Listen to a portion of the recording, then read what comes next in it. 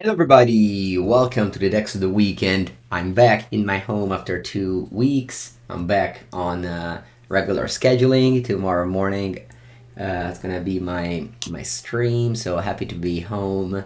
It's been 2 intense week for sure. I've been to Four Seasons first, then was in Barcelona. I made some videos at Javier's house, and then I went to Athens to play the RC. Unfortunately, I did not qualify for the Pro Tour at the RC, so you will not see Mango compete at the Modern Pro Tour. Obviously, disappointed, sad, and things like that, but not too much. At the end of the day, I will be there. Actually, I have some news for you, and it'll be official. But I will be in Barcelona, and I will be playing Modern the whole time, since that's going to be also the next RC Cuba slash RC format in the upcoming months. So I'll definitely be focusing a lot on Modern. Also, of course, I'll be showing up a little bit of Legacy and Pauper video here and there. And this is what Decks of the Weekend is about. Just the three decks that caught my attention about the formats I enjoy and follow. Let's start with Modern. We have Blue-White Control in front of me because Guillaume Wafa is back in the Modern Challenges and rattled off a very nice 6-0 in Swiss and 3-0 in Top 8. A clean 9-0 win with his favorite archetype, Blue-White Control. For those of you who don't know, Wafa is an Hall of Famer, very famous for winning with control decks. So here we go. His decks is also notably lacking win condition. He doesn't even play Teferi Hero Dominaria, although of course I guess playing Shark Typhoon attacks, but you know how Teferi Dominaria just cast it on top counter spell, and that's basically game over. We're playing only 2 Teferi, Time Reveler, so Wafa very low on Planeswalkers here. He's playing with 1 Halloween Moonlight and 3 Dress Down, a lot of good cantrips that also do something else. Only 1 Chalice and another one in the sideboard. There's Leyline Binding, but this is basically a 2-color decks only, splashing for Flame Blitz to deal with the Teferi and Renaissance decks, as well as Crumble to Dust to deal with Tron. I can see targeting Urza Saga, but I would say that mostly Crumble to Dust is for Tron, yes. But yeah, congrats to Wafa for coming back. The Memory Deluge 3 copies of might seem like a lot, but in this format you do have free removal spell in Solitude, and Land Binding costs only 1 mana. So Memory Deluge, I think, gets a little bit better in this deck. Yeah, let's move on to the next format, Pioneer, because despite I'm not gonna play Pioneer for a while, I definitely have to mention the winner of the European RC, Francesco Buono, from Firenze. So very happy to see a countryman taking the title, and he played the Boros Convoke, the deck that broke Pioneer a few weeks ago. And everybody was like, "Oh no, whatever, deck is bad." And guess what? It won the most important European event, the regional championship. Cool, very cool. Like, his list doesn't play Castle Embereth, plays Den of the Bugbear. He's trying to get the best out of Benred Loxodon and Knight Terror to Vios, and as well as having a very powerful Reckless Bushwalker Ornithopter combo. I myself played Rakdos mid-range. I did not do well, but my teammates, Christian Calcano finished 15, and Tony Martos finished in the top 4, 1 match away from the world's invite. So very happy for them, of course, and I'll see them again in Barcelona in not that long, actually. The PT Barcelona is at the end of July. I guess a couple of months. But very excited to see teammates doing well, and I stayed with them in Barcelona for 3-4 days.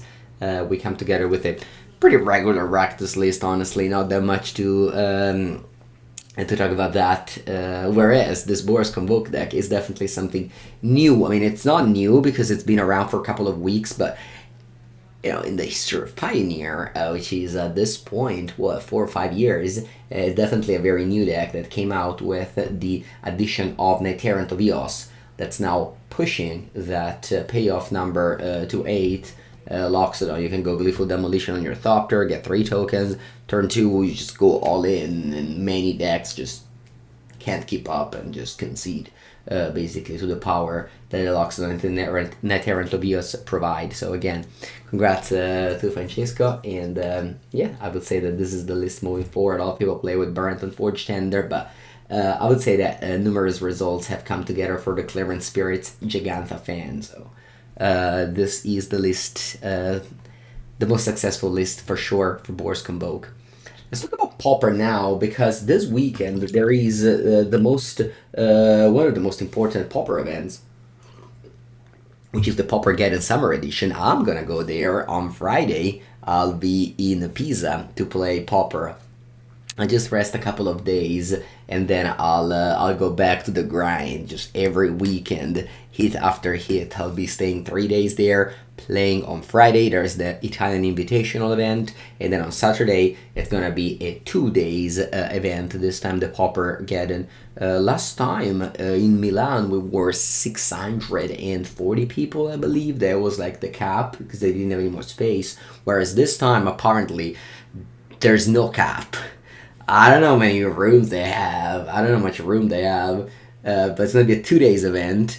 They're not going to do like 10 rounds of Swiss one day. They're going to do, I believe, 8 and 5, but I might be wrong. I'll definitely know more in the next days. And if you follow me on Twitter and Instagram, you will also know more about that, since I'm definitely going to stream some Pauper these days. So I'll be stocking up videos for the next weeks, as well as I'm going to be playing the weekend in Pisa.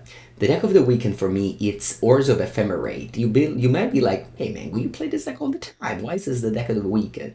Bernas Torres, which is a friend of mine from Portugal, he's just constantly crashing with this deck, and this weekend there was the Pauper Showcase, and this deck did well again. And conveniently, it's when I have to start to test again Pauper. So, I might be very well starting from this deck. Bernas loves Pegasus Guardian, which is a card that I remember trying and didn't like. We should just play 2. He went up to 3, so I would say that he really likes this card. And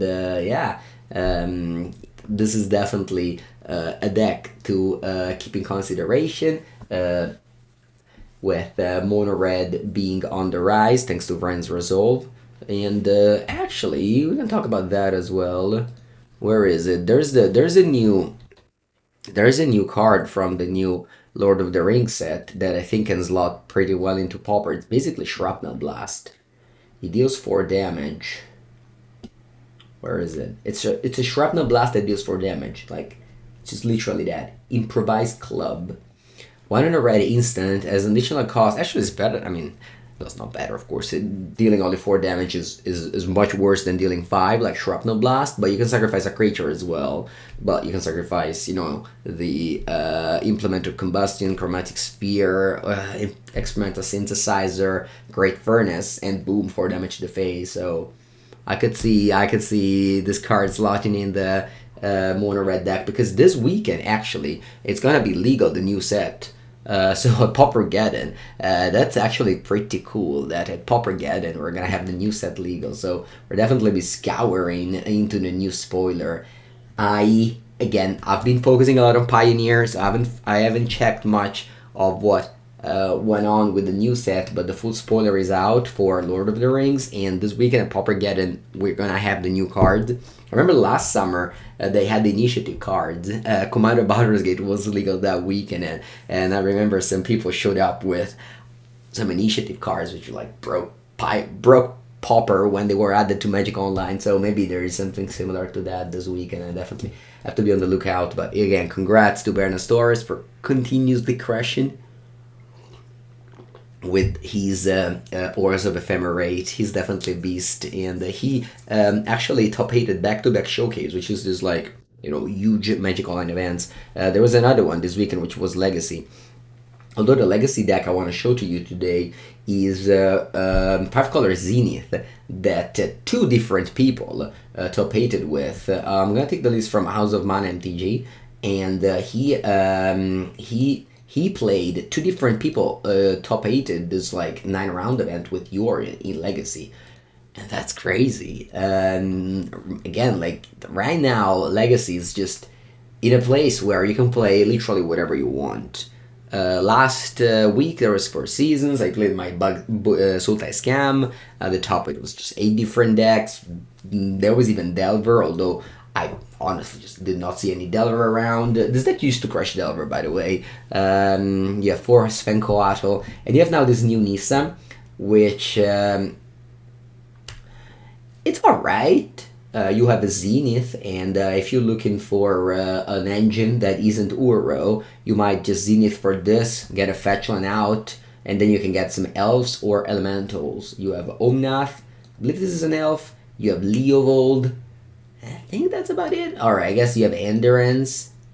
Yeah, not that much, but I mean, obviously this is gonna hit all the time. Like, you're not gonna break with Nissa as long as you have like one elf or elemental in your deck, you're gonna get it, as well as get some extra mana. But you know, in a case where your Ur is stacked somehow, either like it's surgical or your graveyard is gone, then you can like Zenith for Nissa. It might be better than Zenith for Grist or Omnath. But yeah, this is definitely the name of the deck is 5-color Zenith. Zenith is so important for this deck.